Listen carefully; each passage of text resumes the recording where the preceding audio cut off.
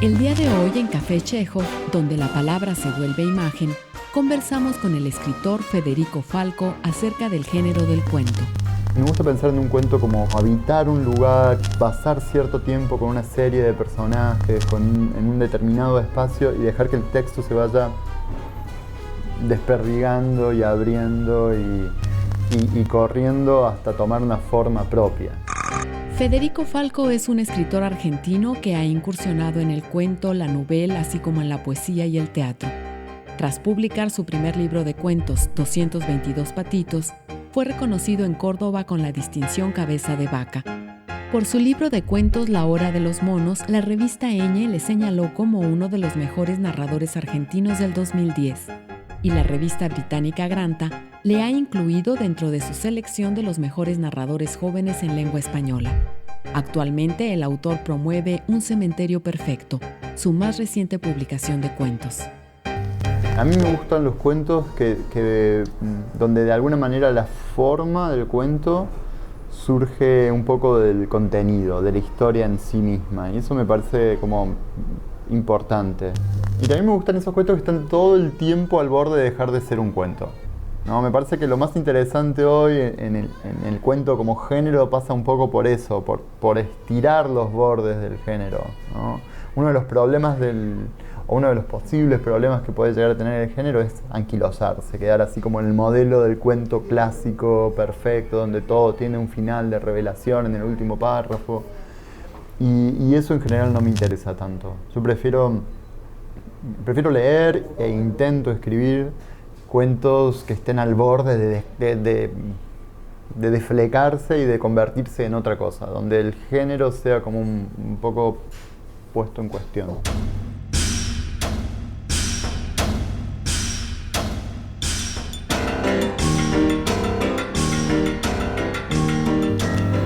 ¿Qué escritores argentinos disfrutas leer actualmente? Están los grandes cuentistas clásicos, Borges y Cortázar, que sería medio como imposible desviarse de ellos. Pero a mí me gusta una serie de cuentistas como por ahí de generaciones más intermedias, Eve Ward, Daniel Moyano, Antonio Di Benedetto. El Saer, cuentista, me parece... Saer me gusta todo, pero el cuentista me atrae en particular. Algunas cosas de Briante. Creo que ahí hay como en esos cuentos de la década del 60 y del 70 hay como un núcleo duro de la cuentística que de alguna manera plantearon algo que lograba escapar al influjo del Cortázar y Borges, ¿no? y que quedaron más como ahí en un lugar más secreto y que a mí me gustan mucho, los disfruto, ¿no? Sobre todo Antonio Di Benedetto me parece un autor increíble, encontrarme con los cuentos de Di Benedetto en algún momento de mi vida fue como un relumbrón de esos de los que uno tarda un tiempo en recuperarse.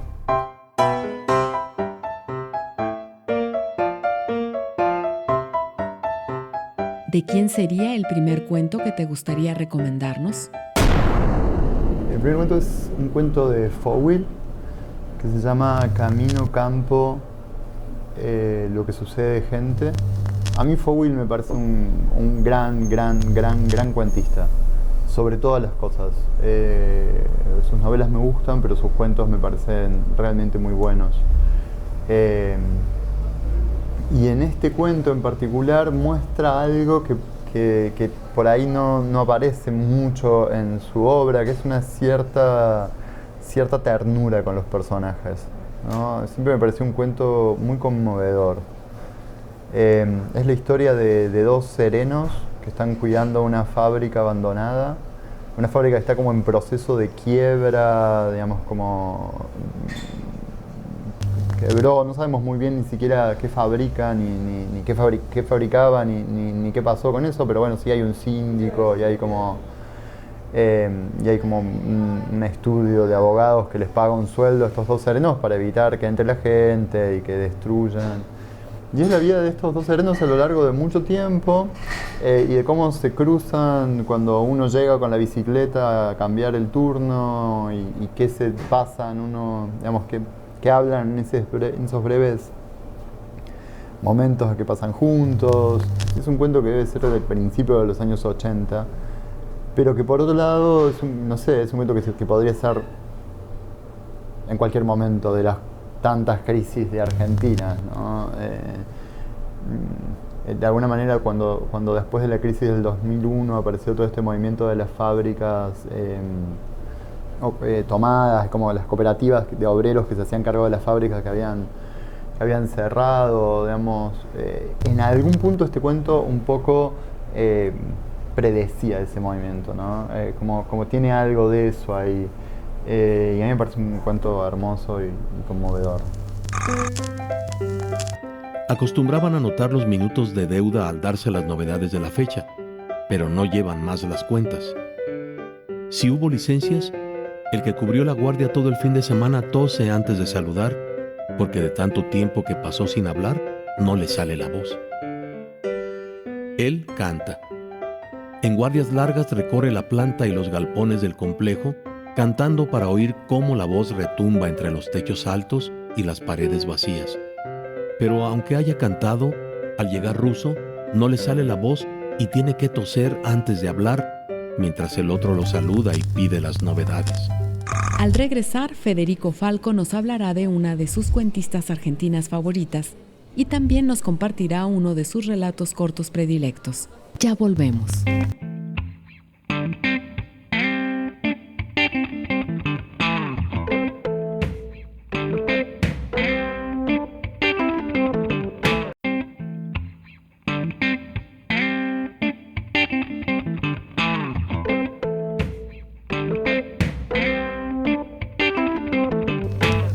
Con una prosa minimalista y simple, pensada más como premisa que como conclusión, Falco logra que el silencio retumbe en la historia como latidos. Damián Huergo. Café Chekhov continúa conversando con el escritor Federico Falco acerca del género del cuento. Yo siempre pienso la lectura como un recorrido por un determinado texto, un recorrido que nos propone un autor. Y si en el segundo párrafo te das cuenta que lo que estás leyendo es un cuento tradicional, de alguna manera ya es como que leíste demasiado la guía de viajes antes de visitar la ciudad a la que vas, ¿no? Como que ya lo tenés muy visto, hay algo como... En cambio, en esa especie de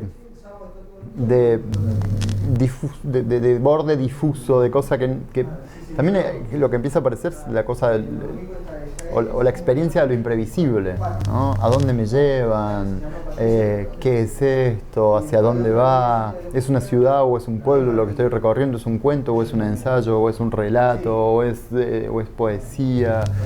Como me obliga en general, y lo pienso sobre todo desde mi experiencia como lector, me obliga a estar alerta y a ver qué está pasando, a dónde está yendo, ¿no? Y me parece que eso es una de las cosas más interesantes de la experiencia de la lectura, el disfrutar con cosas nuevas. En tu opinión, ¿de qué manera se relacionan la ficción y la realidad? Mi sensación, y algo que fue muy importante en mi formación como escritor, fue darme cuenta de que el lenguaje no alcanza, de que el lenguaje no sirve para dar cuenta de la realidad. Digamos, de que ahí hay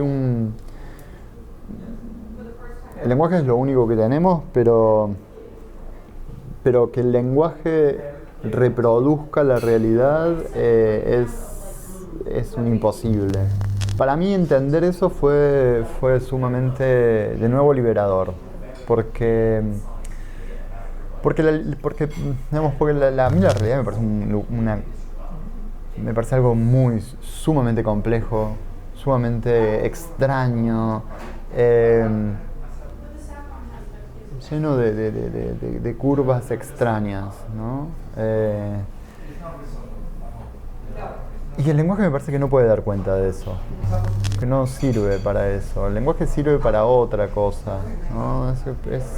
Sirve de alguna manera para comunicarnos, y es una de las mejores maneras que tenemos para comunicarnos, pero por otro lado, si lo único que vas a hacer es estar escribiendo, entender que había cosas que se iban a escapar todo el tiempo, para mí fue importante.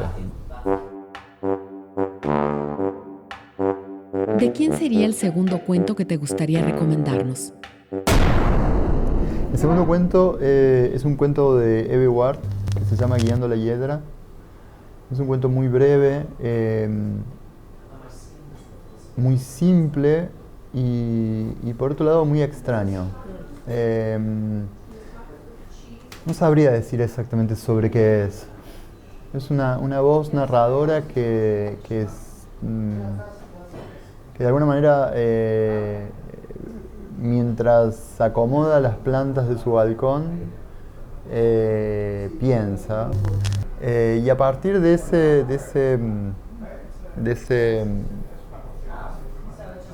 esa actividad cotidiana en el jardín, aparece como una serie de reflexiones o de pensamientos parecidos como una especie de fluir de conciencia, aunque es un cuento en primera persona, que van dando cuenta de, no sabemos muy bien qué, pero sí de un cambio. Es un cuento que está como muy lleno de silencios y de huecos, pero es un cuento de una profundidad y de una belleza y de una sensibilidad increíble. ¿Qué podrías compartirnos sobre el estilo de Eve Ward? A mí me da la sensación de que esos cuentos que destilan sabiduría, que de alguna manera logran atrapar algo como muy, muy, muy profundo, muy nuclear, muy difícil de decir y está puesto ahí y uno puede en la lectura entenderlo más allá de las palabras, ¿no? Es algo como, porque también lo que sucede en el cuento tiene que ver con algo que es más allá del orden de las palabras. Me parece Eve Ward es una de las grandes autoras, una de las grandes cuentistas y cronistas de este momento. ¿Sí? Es realmente, sus cuentos son sumamente simples en apariencia, sumamente apegados a lo cotidiano, con mucho oído también para el registro de la oralidad, y siempre de alguna manera logra hundir el cuchillo hasta lo más profundo y llegar a un lugar como muy en carne viva, pero a partir de una mirada como entre inocente y sabia. Ese es como los objetivos que se me ocurren. Aquí estoy acomodando las plantas para que no se estorben unas a otras, ni tengan partes muertas, ni hormigas. Me produce placer observar cómo crecen con tan poco. Son sensatas y se acomodan a sus recipientes. Si estos son chicos, se achican. Si tienen espacio, crecen más. Son diferentes de las personas. Algunas personas, con una base mezquina, adquieren unas frondosidades que impiden percibir su real tamaño. Otras, de gran corazón y capacidad, quedan aplastadas y confundidas por el peso de la vida. En eso pienso cuando riego y trasplanto y en las distintas formas de ser de las plantas. Al volver, nuestro invitado nos hablará de uno de sus cuentistas argentinos favoritos y también sobre uno de sus relatos cortos predilectos. Ya regresamos.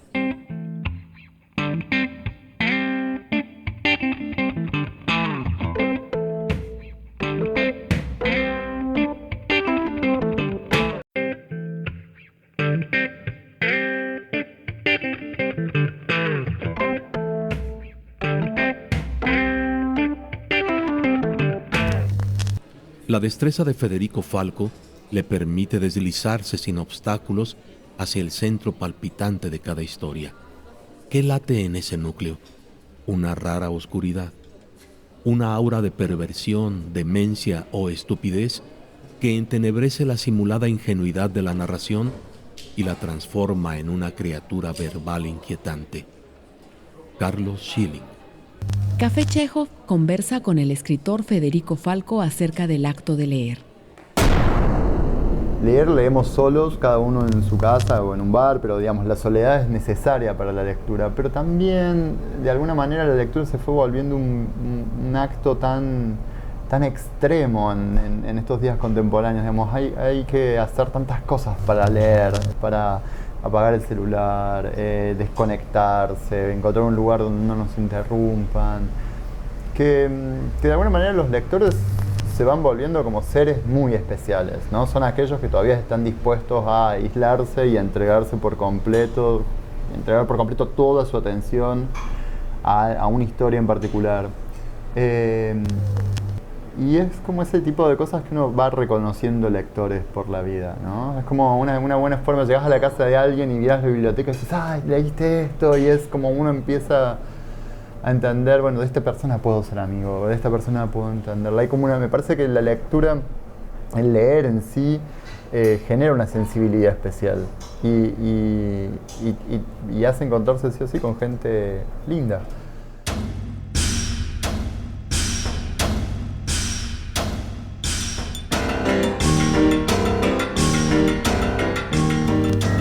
¿De quién sería el tercer cuento que te gustaría recomendarnos?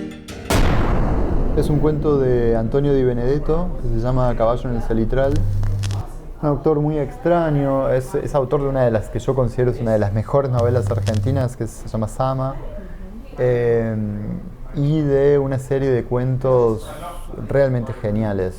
Después se tiene que exiliar durante la dictadura, vive en España, sigue produciendo textos y cuentos, regresa, pero hay algo que en la dictadura se quiebra. Y es un autor que queda un poco perdido en algún punto, ¿no?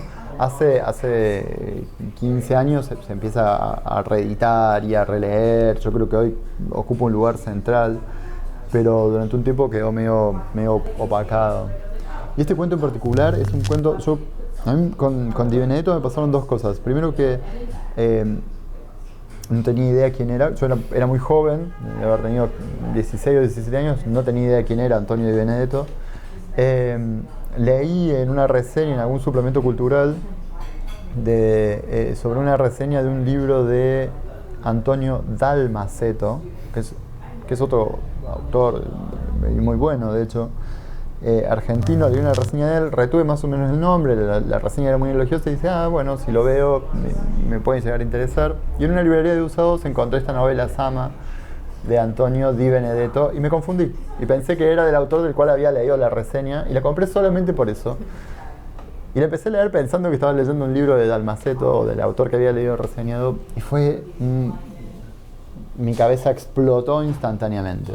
Fue como, ¡wow! ¿Qué es esto? Es increíble. Y es una de esas emociones que siguen ahí vivas, ¿no? Es releer el comienzo de Sama, es volver a ese primer impacto inicial. ¿De qué se trata el cuento Caballo en el Salitral? Caballo en el Salitral es un cuento extrañísimo. Es un cuento que empieza con un personaje, un hombre que ha ido a un pueblo a comprar pasto porque trabaja en un campo donde hay sequía y no hay pasto para los animales, entonces ha ido a un pueblo a comprar pasto, fardos para llevar a alimentar a los animales. Y se distrae porque el cuento empieza con un avión que viene toreando el aire, que aparece un avioncito por el cielo y él se distrae y se queda porque aparentemente este avión es el que anuncia el tren del rey, que es un príncipe italiano que aparentemente estaría recorriendo el país en tren. Entonces él se queda a esperar que pase el tren del rey y en un momento se da cuenta mientras espera que viene una gran tormenta, ¿no? Y entonces decide emprender el regreso a su casa, que tiene que para volver tiene que cruzar el Salitral y está bastante alejado, tiene que cruzar el monte y a partir de ahí el cuento empieza a deslizarse y a convertirse en otra cosa. No me gustaría contarte en qué, porque me parece uno de esos cuentos que guardan sorpresas hasta el final y que son realmente, no sé, fueron 5 minutos de tu vida, 10 minutos, pero de pronto sos otra persona. ¿Entendiste? Como, se abrió todo como una cosa ahí. se te hizo una especie de hueco en el corazón, no sabes muy bien qué pasó, y sigue siendo uno de mis cuentos favoritos todo el tiempo. El aeroplano viene toreando el aire. Los niños y las madres asoman como después de la lluvia. Vuelven las voces de los hombres. ¿Será Sunny el volador? No puede, si Sunny le está dando la vuelta al mundo. ¿Y qué, acaso no estamos en el mundo? Así es, pero eso no lo sabe nadie aparte de nosotros. Pedro Pascual quiere ver para contarle a la mujer. A Pedro Pascual le gusta compartir con ella, aunque sea el mate o la risa.